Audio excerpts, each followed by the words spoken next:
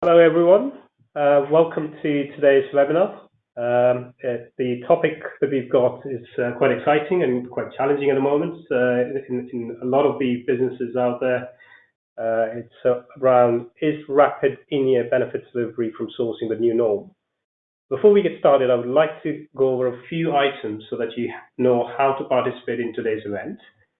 You may have joined the presentation listening using your computer's speaker system by default. If you would prefer to join over the telephone, just select phone call in the audio pane and the dial-in information will be displayed.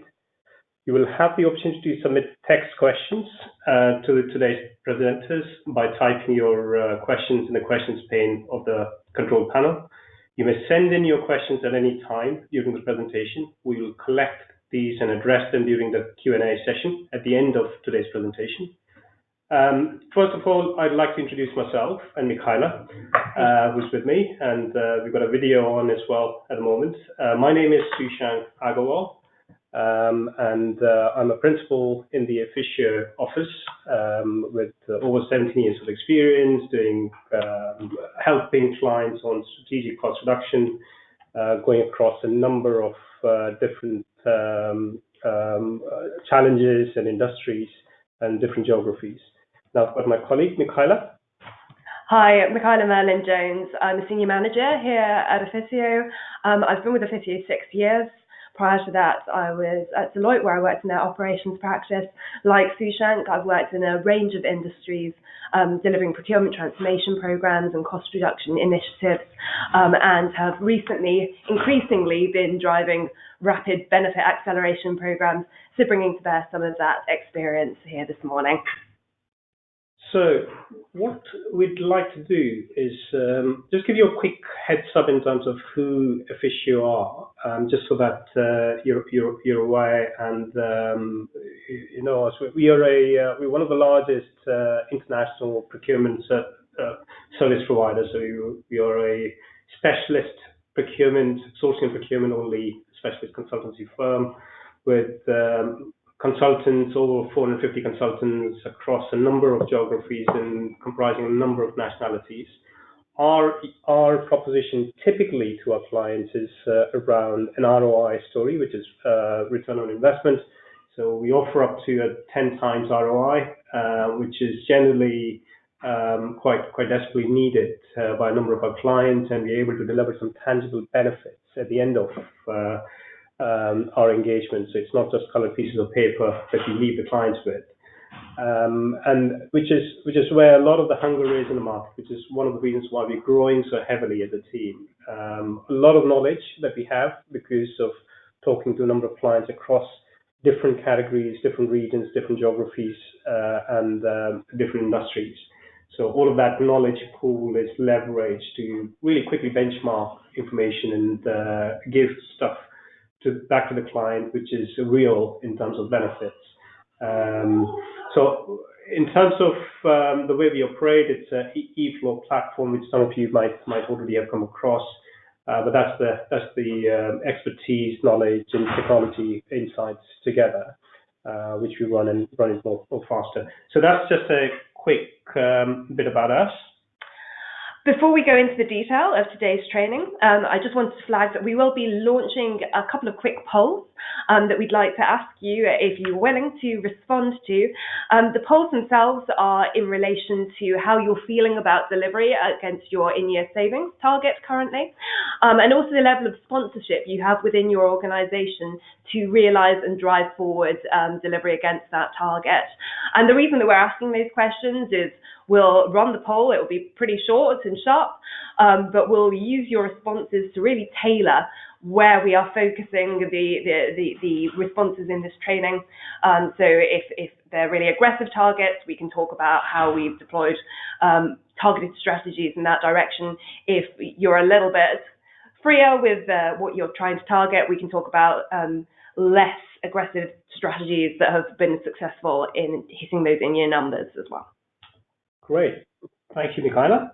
So we'll go straight into the topic. So just to set the scene in terms of in-year benefits delivery, what we're seeing over the years, over the last 3 or 4 years, especially, is there's a lot of clients who have a huge aggressive need in terms of in-year delivery, and I think the market's shaping up where there's a number of factors playing in terms of global markets, in terms of Brexit in the UK as well, and also just a lot of competition in certain industries, which has essentially led to a situation where the challenges or the targets that was set at the start of the year are ever increasing as your CFOs are talking through that, and there's a huge pressure now, especially on procurement, to be that strategic partner at this important time for the business to be able to deliver greater benefits and faster. And I think this is where a lot of our clients are seeking for some best practices, some help, some boosters on how can this be done. So because this is getting more and more challenging and an important topic, we thought we'll just run a session just to showcase what are the key things that you could look at in your businesses, which might help in terms of drive some of these benefits. So there's a number of clients we've done this, and there's a lot of lessons learned as well, because there's things that we need to get right. So we'll talk through some of that. So by the end of the session, what we expect is to give you some sort of an understanding of what's the benefit that's possible, what kind of range approximately are we looking at, depending on how many months of the year that you've got left to deliver that. What's the feasibility?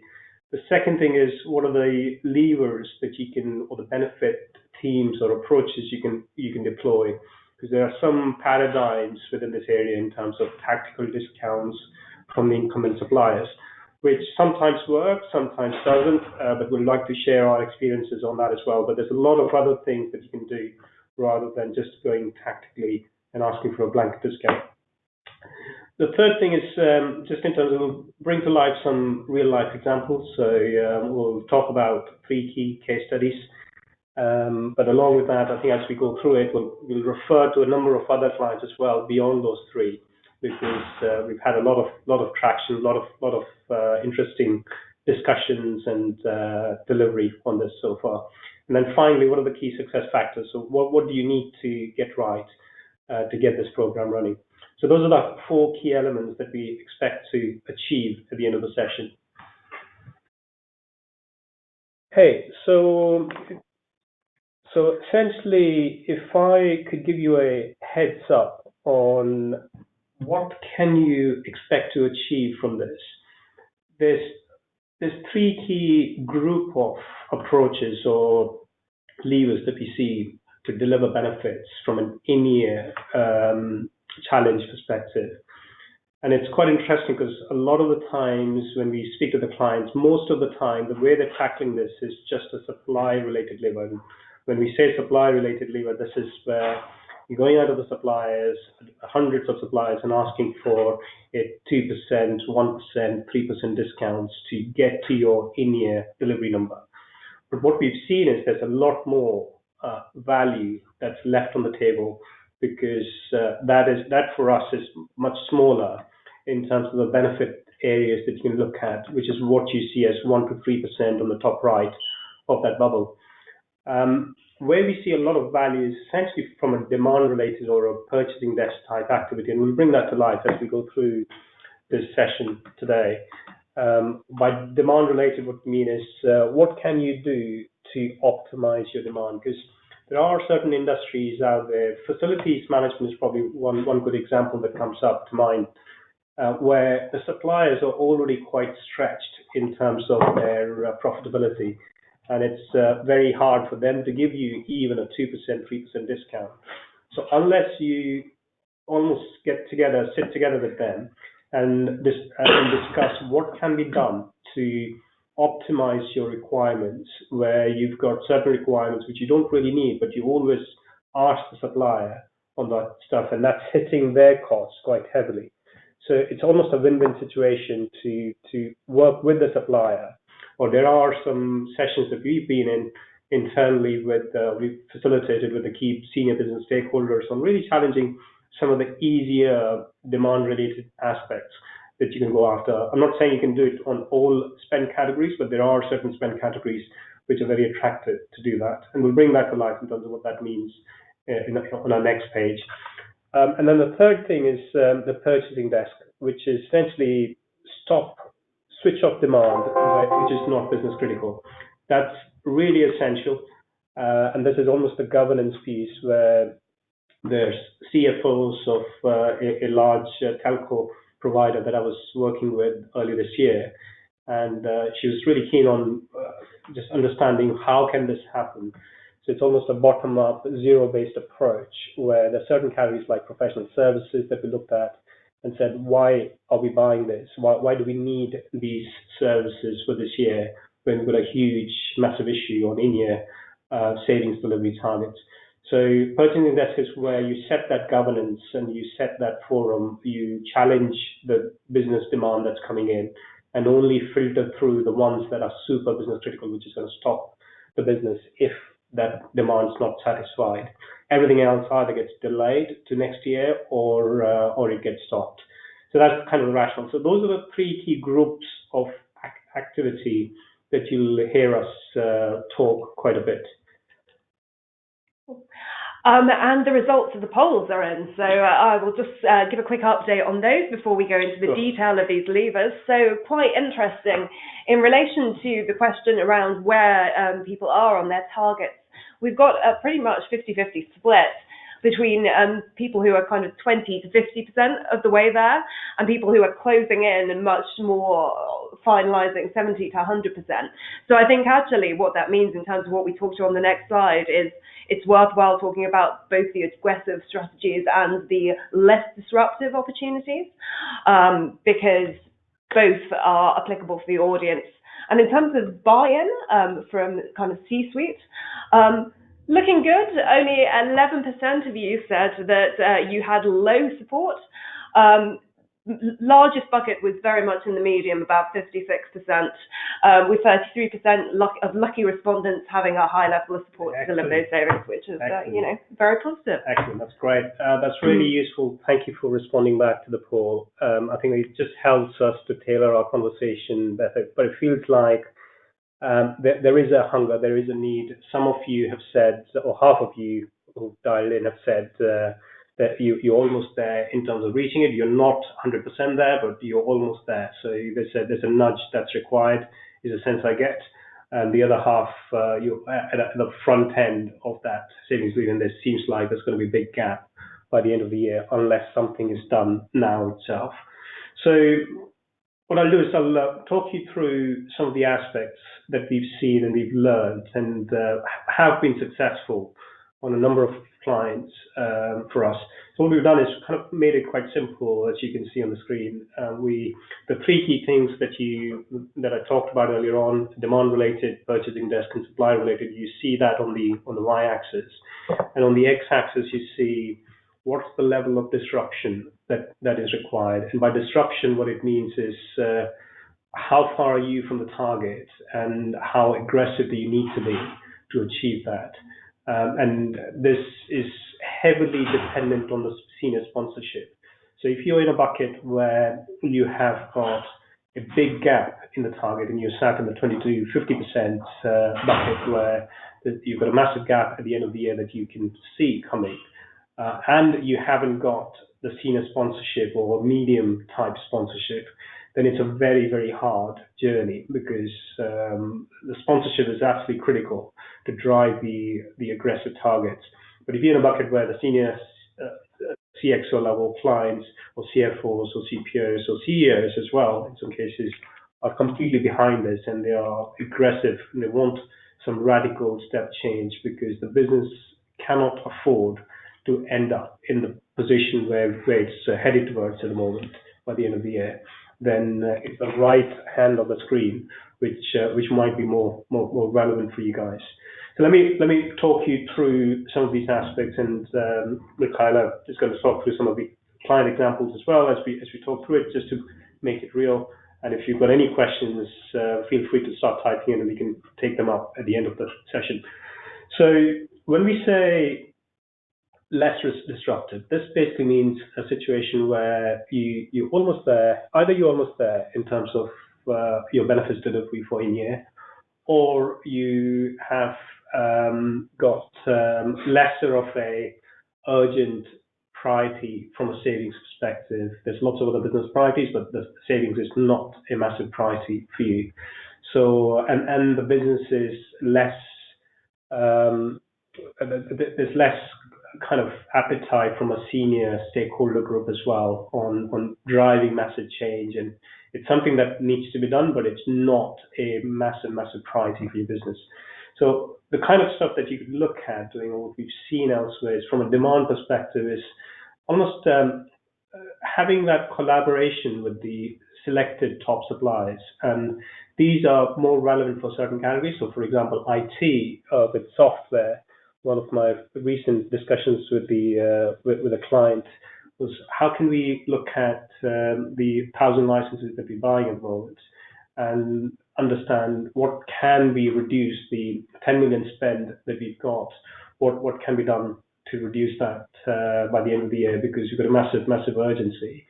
So that's kind of identifying those quick win opportunities. And the conversation then went around, right, out of those 1,000, you've actually 200 of them, you really don't need the top level platinum service level on those licenses. And by the way, 100 of them you haven't even clicked through over the last 6 months. So why do you need to renew that for the next session, next renewal? So those are the kind of conversations that come up, which are kind of driving that demand type activity, but working with the supplier and seeing whether there's a win-win situation here. And there are situations where I've spoken with the clients and the suppliers where the client's happy to share those benefits as well with the suppliers, and the suppliers are keener at that point when they're incentivized to identify those opportunities. Along with that, there's the SLAs and the requirements for the top, for the non-business critical spend categories. So FM is an example, marketing could be another one.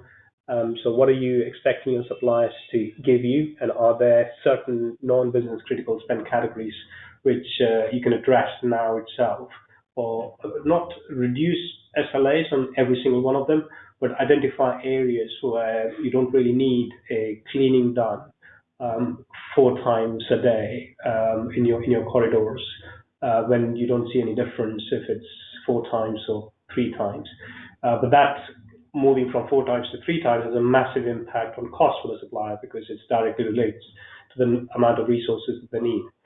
And then within that demand related, it's the alignment of the business requirements and rates across similar supply contracts. So there are examples where we see lots of different suppliers providing the same service or the same product, but you're buying different specifications from the same suppliers.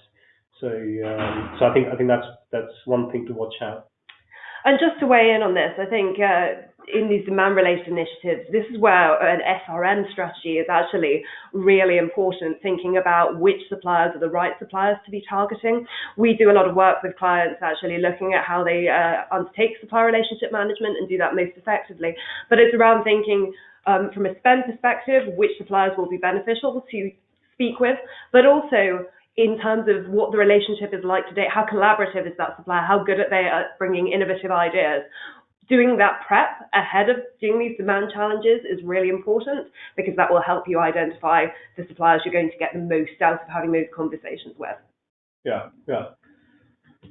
So from a demand related, that's the less disruptive end of the spectrum. But if you go on the more disruptive end, which is towards the right of that first row, this is when there's an urgent need, there's an absolute desperate need to do something about the savings numbers and plug that gap as much as possible, if not the entire gap. And this is where you then go into a more disruptive mode or more engaging mode. It starts internally with your senior business leads, because they need to be bought in to do this, and they need to have a clear steer from the CFO or the CEO that this needs to happen and it needs to be looked at seriously. So this is where you then have multiple workshops with certain business stakeholders, and when you start looking at your requirements, and procurement's role in that forum is to challenge and say, if there are certain aspects that you're buying and it's costing you a lot, why are you actually buying that? And is it needed this year? And you almost go bottom up to identify areas which you can either reduce or switch off as part of that conversation. Just to weigh in with a slightly frivolous example of this from my current client who operates in the professional services industry, we're looking at their catering spend currently. And interestingly enough, they spend a lot of money on free cereal for their employees that they provide on a daily basis. It's a lovely perk. I'm very jealous. But that cereal all goes into big containers. You can't see what the branding of that is. So they were spending a lot on premium brands. We did a blind taste test with the stakeholders and actually selected a load of cereal that was on average about 13% cheaper than what they were currently buying, but which tasted really good. We're putting it forward as it's an enhancement. We're changing the cereal range because demand's gone down, so we're giving you new cereal. How exciting. And that's driving big savings with no one necessarily feeling that anything has really happened. Yeah. And the other example that pops to mind, one of my current clients, is within the professional services space. So when these workshops were done with some of the business stakeholders, there's a challenge around certain consultancy fees and the type of work that's being done. We saw some of the strategy houses, so the roles within the strategy houses were super expensive, doing PMO type roles, which isn't the best use of that skill set and those resources, because that PMO type activity can be done by a more junior contractor or even a internally. So those are the ideas of quick wins that you start piling together, and then you start putting them on a grid to say which ones are going to cause you a huge amount of disruption versus the value of it. And then it's a business decision or a CFO or a CEO decision to draw a line and say, well, these ones I'm gonna go with. I know it's going to cause some disruption into the business, but they've got a high value against them, and therefore we're going to proceed forward. So that's the demand related, and I think I can't tell you enough in terms of how much opportunity lies within that, because as soon as you have those discussions, those workshops with your business stakeholders, there's a number of things that come out. So rather than spending time and effort on negotiating 1%, 2% discounts with your incumbent suppliers, I would hugely encourage to focus more on the demand-related side. So that's one. Second one on purchasing desk. So this is a governance. This is hugely in collaboration with the CFO, and this is where you almost go bottom up on your budgets and say, if you've accounted for 10 different projects for this year, of which we've already delivered about 3, or we're in the process of delivering 3, and there's another 7 left for this year, which ones can be either delayed to the next year or can be stopped, because it doesn't stack up against the other business priorities. So this is the governance forum which sets up, where it's almost like a dragon's den for those of you in the UK or in Europe. I think it's quite popular here, where you have the senior exec, the finance director, the CFO, and there's the business pitching in on saying, this is our requirement for this year or coming up that we need to do. Where does it sit then on the priority list of the limited funds that we've got as a business, and whether we make the mark above that line or not in terms of getting assigned those funds. So again, you can do it on the left side, which is less disruptive, or on the right side, which is more disruptive, depending on what the appetite is internally. I've seen projects which are stopped or delayed, and that's got a massive impact into the bottom line, into the savings numbers. I've also seen not only the bigger ones, but also the smaller ones, which normally don't get enough checks on. And I think one of my clients, where the threshold was set at 100K, anything 100K, the business was free to go out and buy whatever they wanted. they basically reduced that threshold right down to zero. So everything got scrutinized. Now, you need a certain amount of rigor and execution power behind that, because suddenly you have a lot of purchase requisitions piling up. So there's a proper assessment of how the purchase requisition comes in, what's the decision criteria that's followed, and you can almost semi-automate these decision criteria, so that you're scrutinizing every single piece of request that's coming in. So that's more on the right side, which is when you're going right down to the bottom and just making sure every single thing is scrutinized. More on the left side, though, things that I've seen have been in, for example, in the professional services world. Sushank touched upon previously using this to challenge whether you needed consultancy support at all. A simpler way of looking at that can just be around saying, where we're requesting consultancy support, is that the right thing? Could we engage a contractor? Could we look at bringing someone in-house? Which isn't just switch it off, it's more around how are we deploying resource and are we doing that in the right way? Yeah. And I think there's a client of mine recently, which we worked with together in the Kyla as well, where it was essentially that, and the business, it was disruptive. There was a lot of noise within the business, but as long as you've got the senior sponsorship behind it, it de-risks it. It's not going to be easy if you're more on the disruptive side of the spectrum, but which is why you need that senior sponsorship, and there'll be lots of reasons that you'll hear. Some of them are going to be genuine, and you have to let go of those requests and let the person buy that stuff because it's business critical based on that criteria.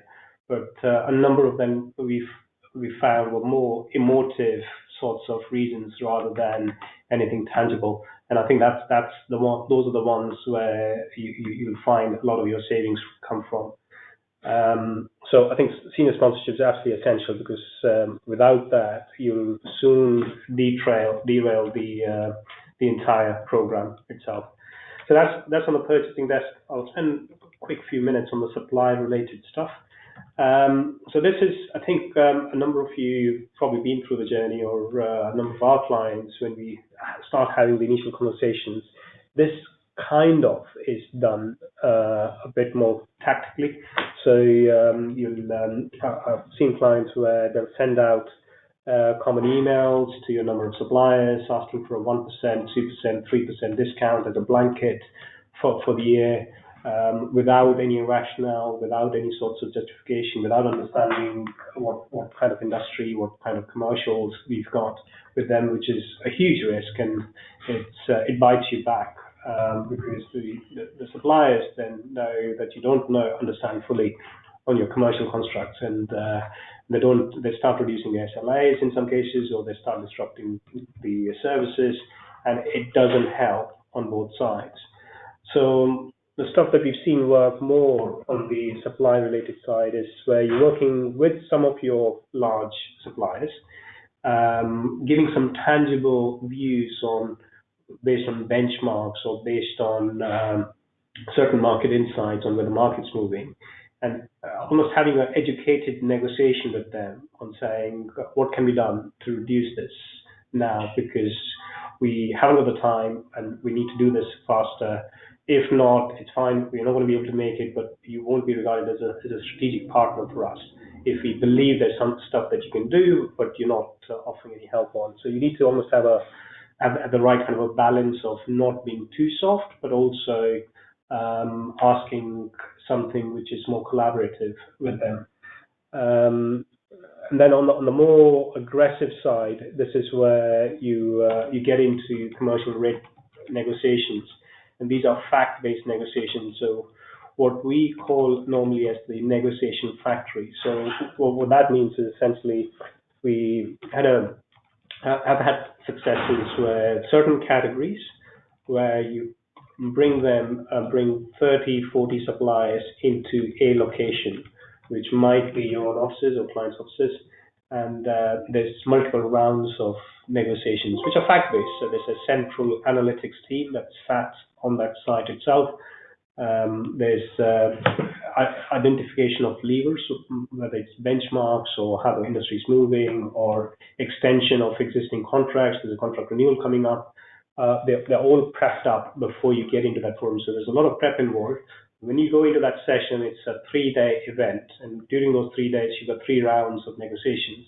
And the idea is that by the end of the 3rd day, you've not only got better rates, but you've also consolidated further that particular category in terms of the number of suppliers within that category, because you want to be able to give more to the selected suppliers and then in return get that discount back from the suppliers. So it's a win-win situation on both sides rather than tactical discount. But if the supplier has been charging you more than what the market benchmark rates say, then you should be asking for that fair amount more aggressively with the right sorts of negotiation and a fact-based negotiation. So that's where I think a lot of value that we see. But as I said on the previous page, a lot of the successes that we see from in-year rapid savings deliveries from 1 and 2, which is demand-related and purchasing desk. Supply-related we do see, but it depends how recent your contracts have been, how recently you benchmarked them on those contracts. And just one final thing to say on the supply-related side of things. Don't neglect those suppliers that you don't currently have contracts with. I worked recently with an infrastructure services client, and we got quite a lot of success by putting suppliers who weren't currently in contract into contract, giving them that assurance of continuation of service, made them willing to make adjustment on the rates in some instances. So worth considering that as well if you are in a situation where you have a level of uncontracted spend. Okay, so we just gone past the halfway point of the webinar, and I'd like to keep some time for the questions, to talk through some of the questions as well at the end. So let me just give you let's bring some examples, some real life case studies where we've done a lot of work and we've had some good successes as well. Again, we'll have to anonymize the names because as we would normally do. So this particular example is from a very large global bank, and the numbers were quite substantial, and so was their target for a year. This is more the aggressive end of the scale, as an example. So this is where they've got multi-million-pound contracts, a massive need to deliver a large savings in year, because that's the commitment that's been made to their stakeholders, their shareholders, and it's almost something that cannot go on the way that the trajectory that they were running on from a savings delivery perspective in year. It cannot go on because it's a do or die situation for them. So there's a lot of things that we started unraveling when we went on the ground. The need was quite aggressive, but there were a lot of ideas, a lot of senior stakeholder involvement and buy-in into this. But there were options. They had their own options in terms of some mass emails to suppliers to get blanket discounts, which we strongly recommended not to go after. And we then spent about 4 to 6 weeks to do a opportunity assessment, which was essentially going under the covers, looking at their large contracts and understanding what are they buying from them and how is the compliance to those contracts, the commercial compliance happening against those contracts. So the idea was at the end of those 3 or 4 weeks to come up with some tangible levers to go in front of those suppliers and have a collaborative discussion on what can be done. So we had benchmarks, we had understanding of requirements, what they're buying and what can be optimized, what cannot be optimized, and we had some of the other options, so ideas where things can happen faster. So I think one of the things we looked at was switching over from on-premise to cloud, which isn't quick enough normally, but there were certain examples that we found which could be shifted faster without disrupting the operations of the bank. So So there were a number of rounds with the suppliers. We were quite prepped up. The senior management was completely behind the negotiation strategies that were put together. So we shied away from a blanket approach to a specific supplier strategies to go after. And then the impact was that because we were a lot more educated when we were talking to the suppliers knew that there's no place to hide and there's stuff that they have to look at seriously. Otherwise, there's almost like a threat in terms of at the end of contract expiry, it's going to be not a great position for them to be in. And some of those contracts were coming up for expiry anyway. So the output was that we had some big numbers coming in from some of the suppliers, some of the IT suppliers, which were in the double digits as a percentage. And the others where it was harder to get down to those benefits. We achieved more of 3%, 4% type savings. But on the overall, I would say we reached late 10% or just under 10% in terms of the actual benefits that we managed to deliver. So fantastic success. The bank was pleased. It took them out of a very, very difficult position where they were in the middle of the year.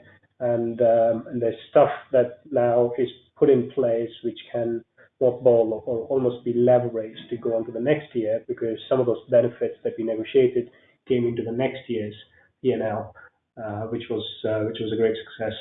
So I think that's one area. I think we've seen this. There's a lot of lessons learned as well within this stuff, and I think some of which was more around the tail spend. So looking at the tail spend of really smaller, tiny little suppliers, how do you address that? Which was an aggressive approach on switching off a number of suppliers and making room for how can you put in the process on unblocking the suppliers which have got some critical requirements, and not ending up switching off a supplier which is super critical to the bank's operations and the entire branch network stops because that one supplier is no longer cannot no longer provide.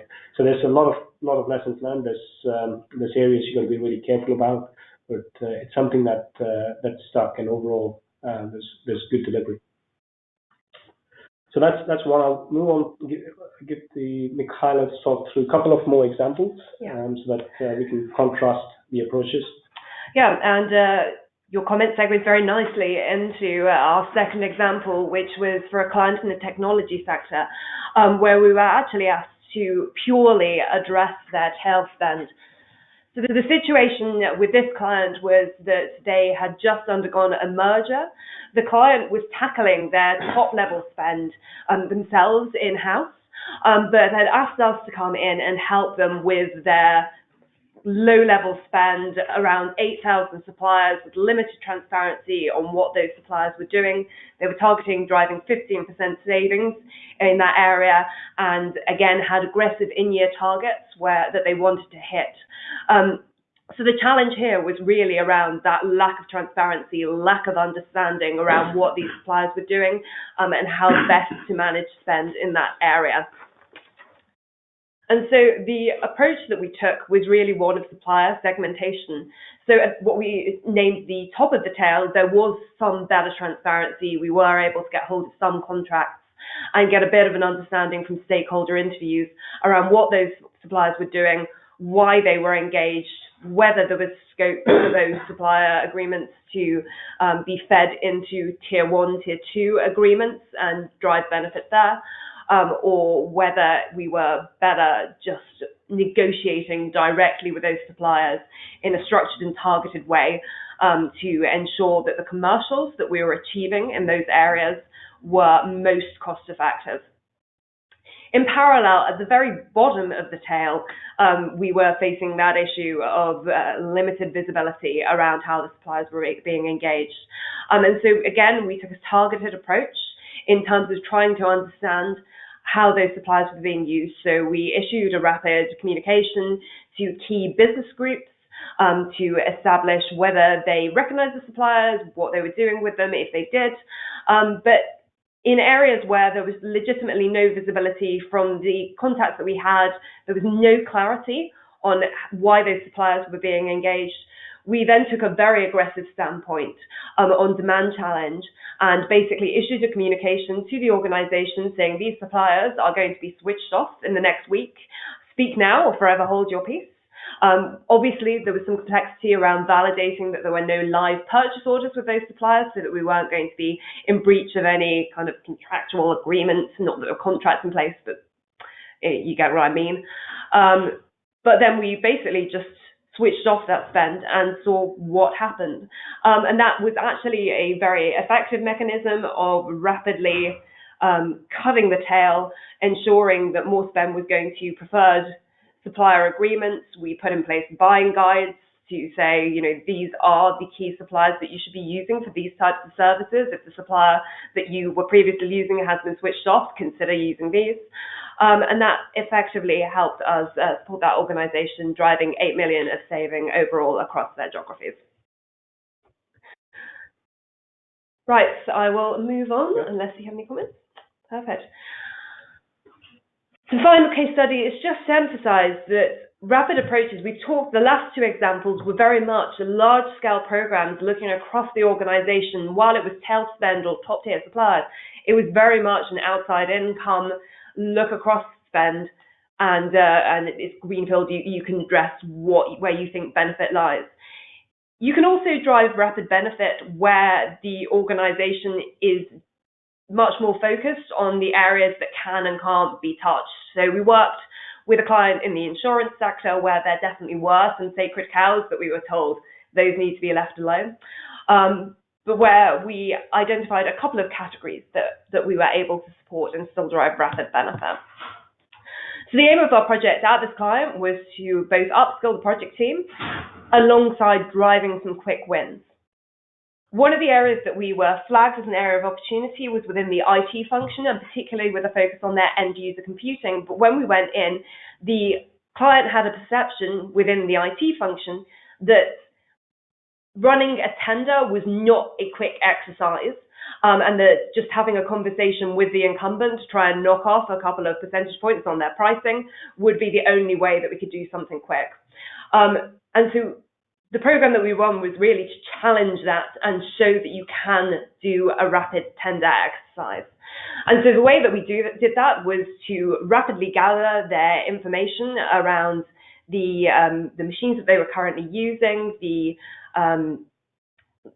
current profile of the estate, to analyze that rapidly and build up a spend profile, and to start to challenge the specifications that they were currently deploying using SMEs within our organization who are real specialists in IT.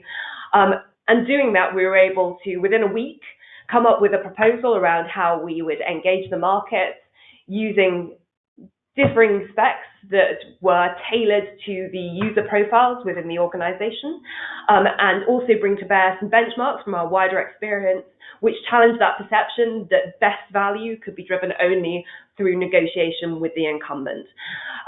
We leveraged our eFlow technology, where we have a number of pre-built RFP materials, so that we could rapidly go to market with a best practice end user computing RFP that we tailored to the client organization.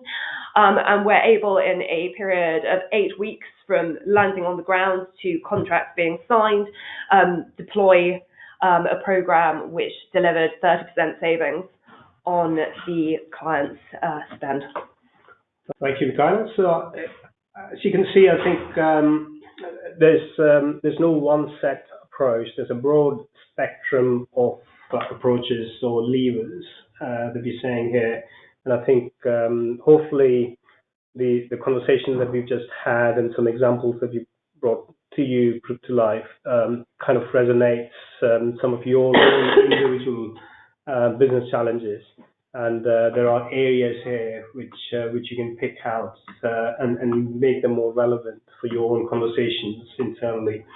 So I think one final point that I'd like to just talk about is the so what. So you're almost it's fine. There's a number of things that need to be done, but what do we need to do to get this going and make sure the benefits actually hit the P&L, hit the bottom line? Because this is all good stuff, but if it's not pulled together in the correct shape or form, the savings would be pointless. So what we've seen is there's five key critical success factors, as we call it, the considerations that need to be accounted for a similar program to be successful. And you see the five on the screen now. These are absolutely important because we've seen programs fail or succeed because even one of them you light on, it just doesn't make that impact that needs to be.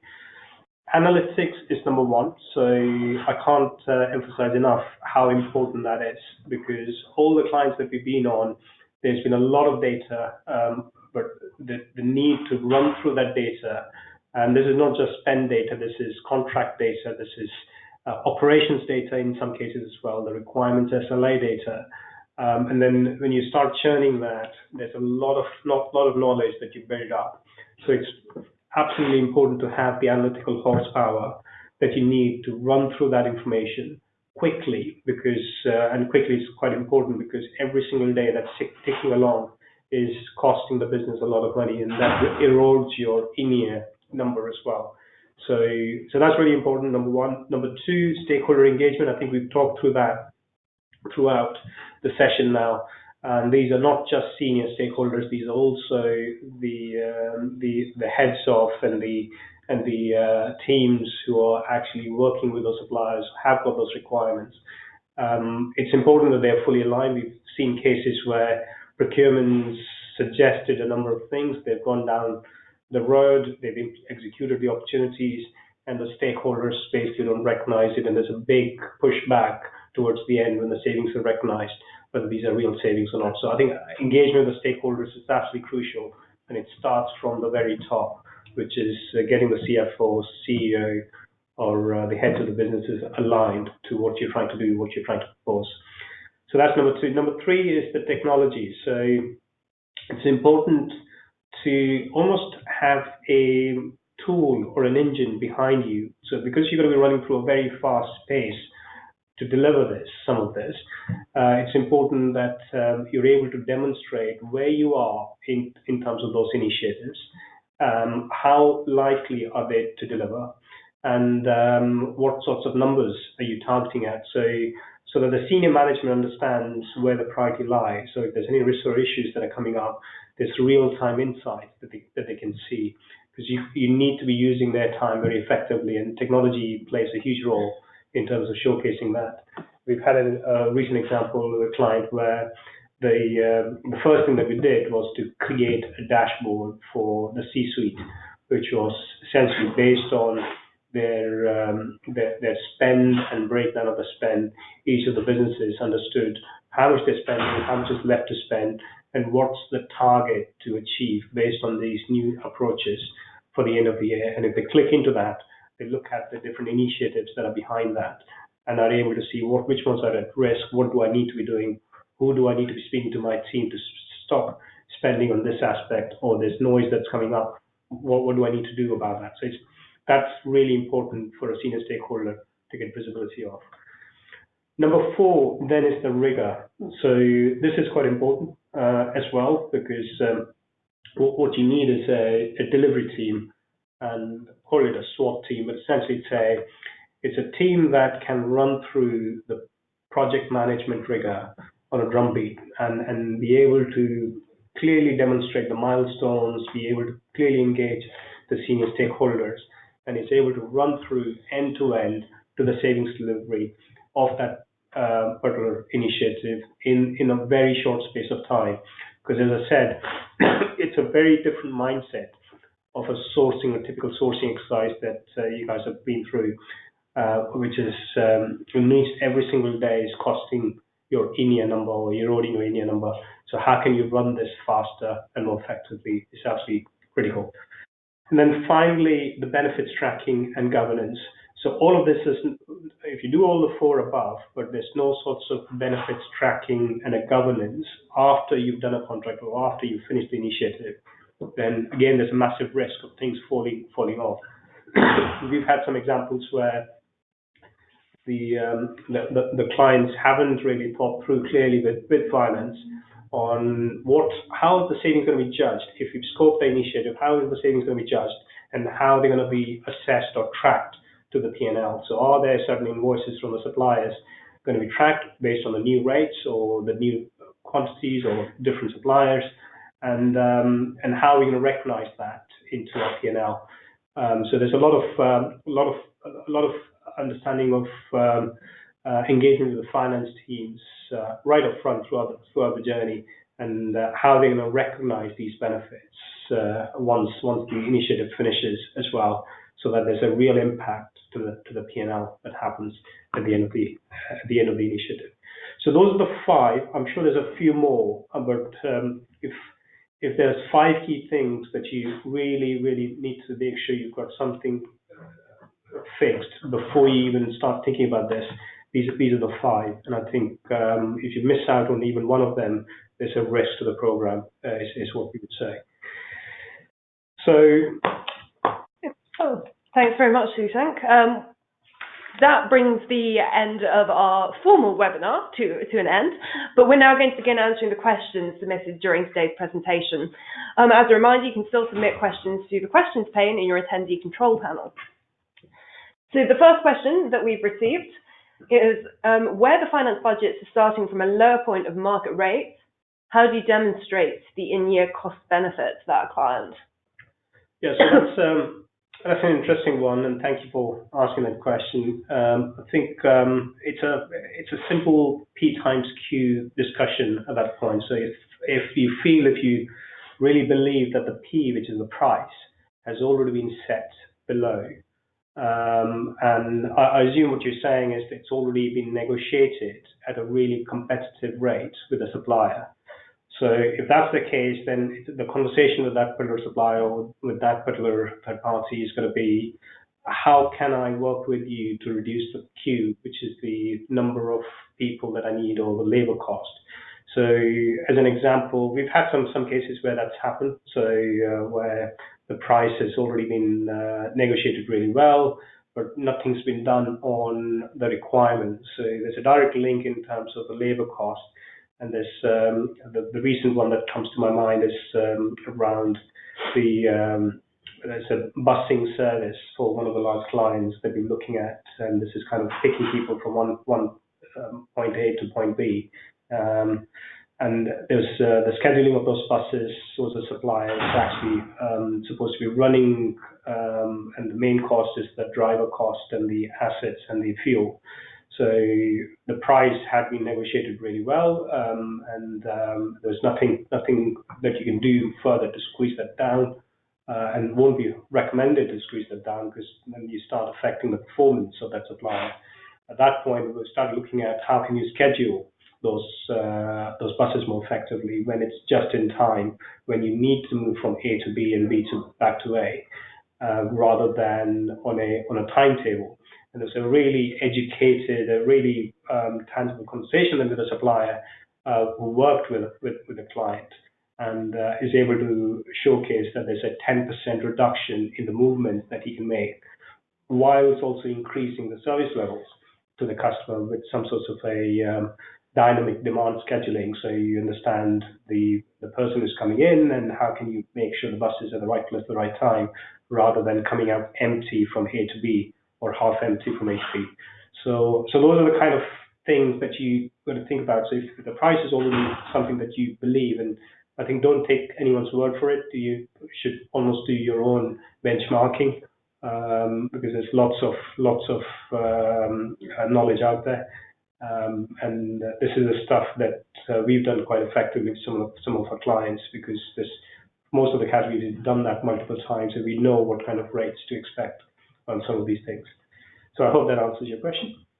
So the next question is, how do you ensure the supplier isn't buying the contract and adopting a land and expand approach after 1 year benefit, and or avoid poor services delivery? Yeah. That, I think the simple answer to that is the governance that you put in place on the contract. So this is kind of contract management 101. And a lot of the suppliers will try to get into the business and then expand eventually. But the governance is a typical SRM type activity. So when you are engaging with a supplier, the leading practice these days that I'm seeing with a number of clients is that if you've got 5 million per year of spend with that supplier, you shouldn't be paying 5 million per year with that supplier. Within your negotiations, you should be aiming to achieve 500,000 reduction every year of that 5 million. And there's ideas that you throw at them during the RFP stage itself, and there's an incentive against that, which is sharing of that 500,000 benefit, 50-50 or 70-30 that I've seen as well, where you're incentivizing the supplier to come up and have innovation workshops together with the business and procurement to come up with those ideas, value engineer some of the stuff that's harder to do, and really push them to drive that. So it's almost the opposite direction of travel, where you're not letting the supplier land and expand. And it might not be a harm to land and expand if they've got tangible value proposition on some of the other things, but it needs to be a focused on that particular contract. And if they say other areas that they're interested in, then obviously that needs to go through the right process, and the procurement needs to be involved correctly as part of that. But I think the simple answer to that is it's the governance, it's the contract governance that you put around it. And final question, given we are 3 minutes from the end of our time. This one is in relation to the insurance case study that I talked through, which is how long did you give the suppliers to respond to your RFP? And how do you qualify that the timescale would give best value responses? So essentially what we did was we had an initial 1-week response period for suppliers to provide their both commercial and capability responses, and then had a number of follow-up clarification sessions, so multiple rounds of clarification where we gave them feedback on both their commercial submission and the capability responses they're given and scope for improvement. So that upfront period was quite brief and is only really feasible when you're looking at quite commoditized products. That's why end user computing work pretty well. They should have a price list. They should know what discount they are able to provide, particularly if you are going to the OEMs. Obviously, resellers may need to build in a little time to speak with their suppliers, but essentially within a week should be perfectly feasible. And then in terms of ensuring best value, it really was by having those targeted, quickly getting in the responses, consolidating them using our eFlow technology proposition to really rapidly run the analysis, and then getting in front of the suppliers with the stakeholders, challenging them, giving them an opportunity to respond, and using that round structure to ensure that we're getting best value through the process. Okay, so we're out of time. I hope this was a useful hour, and I hope you got some pointers out of that. Thank you, Michaela, and thank you everyone for attending the webinar. Once you leave the webinar now, you'll receive a survey on the presentation, and we would appreciate if you could complete that and provide your feedback. You'll also receive a follow-up email within the next couple of days with a link to a viewing of this recording. So if you want to refer to it later on, then please feel free to do that. You've got the contact details on the screen now in case you'd like some further conversations or have some specific questions, then please do feel free to reach out to us. So on behalf of Efficio and our presenters, thank you for joining us today and enjoy the rest of your day.